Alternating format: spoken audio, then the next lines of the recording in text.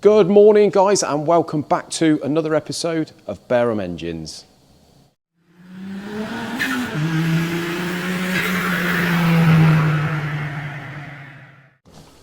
So Paul has started stripping and cleaning bits from the V8.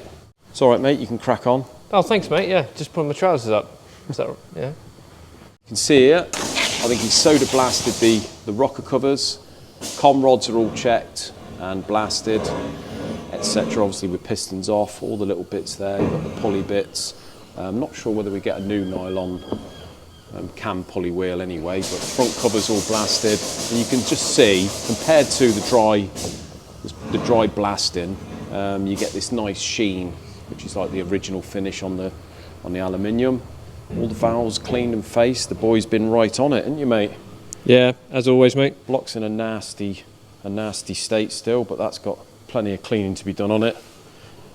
Paul is over here at the moment. I think he's cleaned the cylinder heads, one of which is on the floor. I know the old on the floor arm he's going to jump in on this, but there's obviously got to be machined and what have you, so it's not too critical at the moment.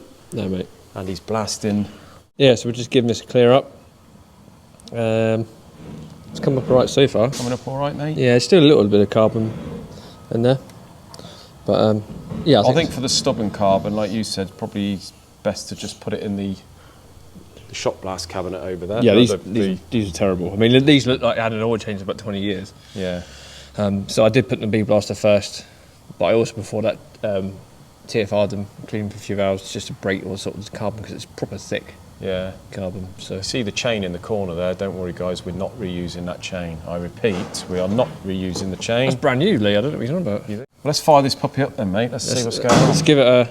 Let's get a whirl. See the thing in action. Let's get a whirl. Let me just carefully put it on its mating surface. Yeah.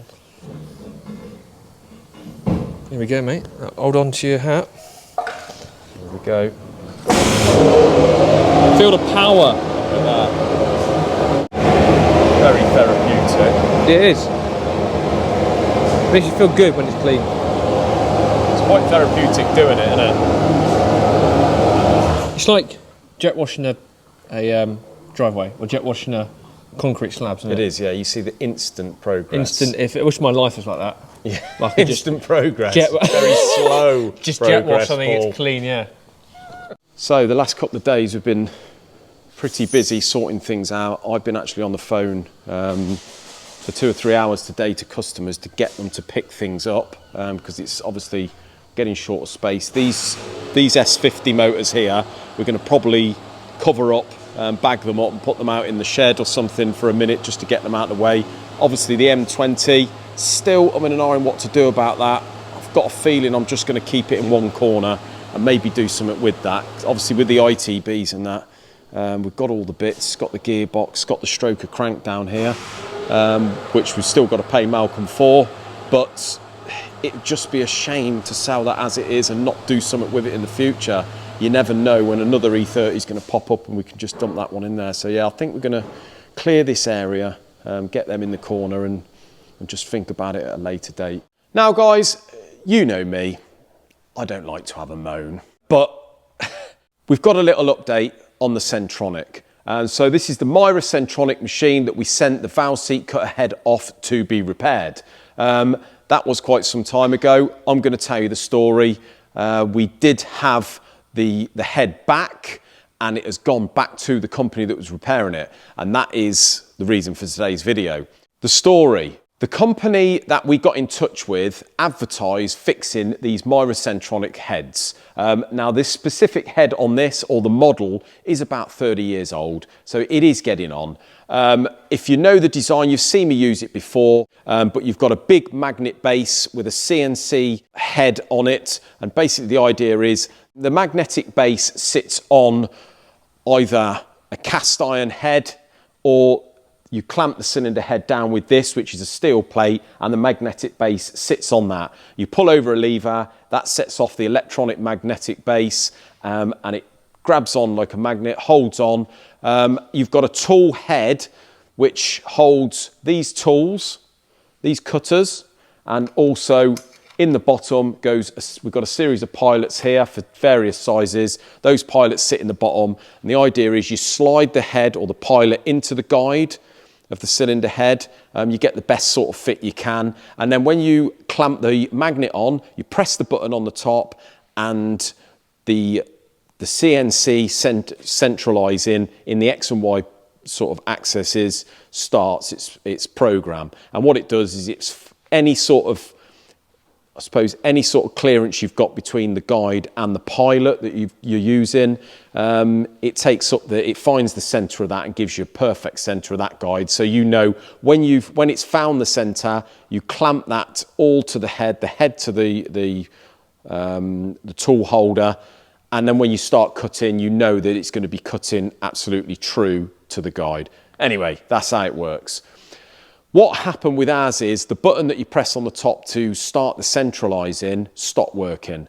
So you can use the machine still without centralising. You've just got to get as good a guide as you can, and sort of, if it's a slide fit, you sort of clamp it all on. It's not as good as obviously using the CNC, because that finds the perfect centre, but it still does work and we can use it. Now, bearing in mind, guys, when we got in touch with these people, we said, look, this machine we cannot do without. We are using it day in, day out. It probably earns us 400 or 500 quid a day sometimes in labour. We've got heads all over the shop. We've got heads on engines that are still sitting here waiting for the valve seats to be cut before we can just put them on and finish the engines. I said, so it's very, very important. We need it back. What's your turnaround time? About 3 weeks at the minute. I said, that's not good enough for us. Is there any way that we can pay for a priority service? They said, yep, you can, but it's going to be about 400 quid. I said, well, be honest with you, we're going to lose that in a day or two, so let's pay that.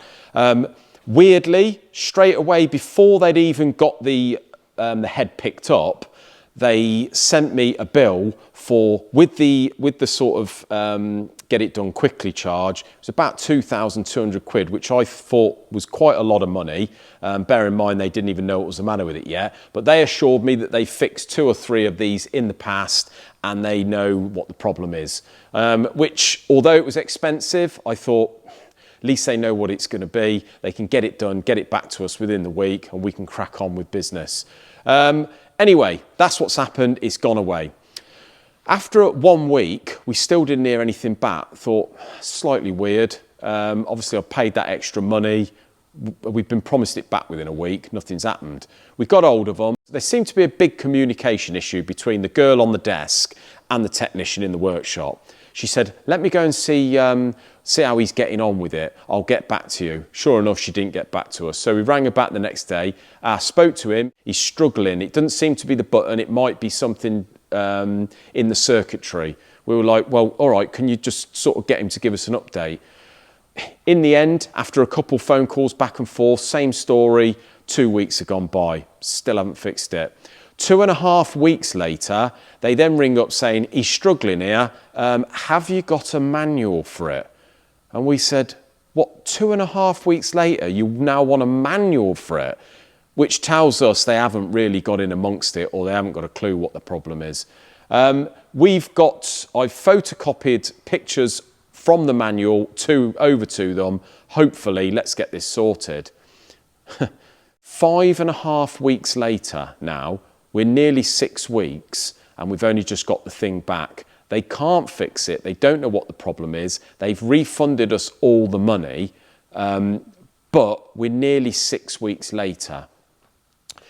I said, well, I'm obviously not happy at all. We're back to square one. We've lost 5 weeks of been able to machine these heads. Most of these heads have been sitting around for weeks. Some of them for garages that have got cars on the ramp and what have you. Not good enough. So I'm pretty peed off already. The things arrived back here. I've got it out of the box. And now not only does the button not work, guys, the magnetic clamp does not work, the magnet doesn't work, and the clamp that clamps the tool post does not work either. Nothing works, which tells me they've had it all to bits, they've just chucked it back together, and they haven't put it back together right. It's all not working, it's knackered. I've been in touch with Mira over in Switzerland. Mira can supply us a new head, albeit a sort of modern version, but we are talking several £1,000s. We're talking about £4,500 for one of these heads. So yeah, I'm not happy. I've rang them up yesterday. I've managed to get to speak to the owner of the company, who was actually a really nice gentleman, and I stated that I am not happy whatsoever. I said we have lost hundreds, if not thousands of pounds in work. The head is now knackered. The way that your company is run, if this is the way it's run, I said, is not ideal, to be honest with you. I wouldn't be happy. I said the girl on the desk is completely clueless about anything electronic. The communication between the guy and the receptionist ain't great. And I said, the guy in your workshop doesn't seem to have a clue what he's doing. I said, so you need to be having words all round. Not only that, I said, but you have sent us back a head which, although didn't work properly, we could still use and cut seats. I said, now it is completely useless. I've been in touch with Mira. They want £4,500 for a new one. What are you going to do about it? He said, well, yeah, I completely appreciate where you're coming from. We can get it picked up and have another look at it. I said, well, you need to make a decision on what you're going to do, whether you are going to get that one fixed or whether you're going to help out with a new one. I said, because at the end of the day, this machine, not only is it part of our business, I said, we have got 40,000 subscribers who watch our channel. We do a lot of videos on this with the valve seat cut-in. I said, obviously, they know the story that this head has gone off to be repaired, and they are itching to know the results of what has happened. So just bear that in mind. As soon as I said that, he said, I'll get it picked up tomorrow. I'll get my top technician on it, whatever that means, and whatever happens, we will come to some sort of agreement. So it's gone. They picked it up today, guys. What that means, I don't know, but I will be keeping you informed. But yeah, not happy, and that is not an ideal way to run a business. If nothing comes of this that I'm happy about, I probably will be naming and shaming. But let me know down in the comments what you think about that, guys.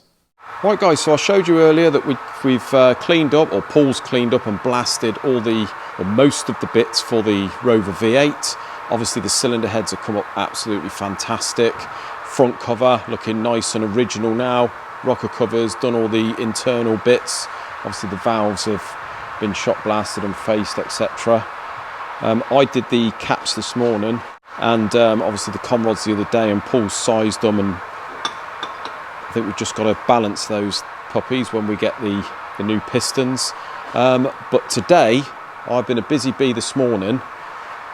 Ignore the rusty bores, it's got to still be bored and faced.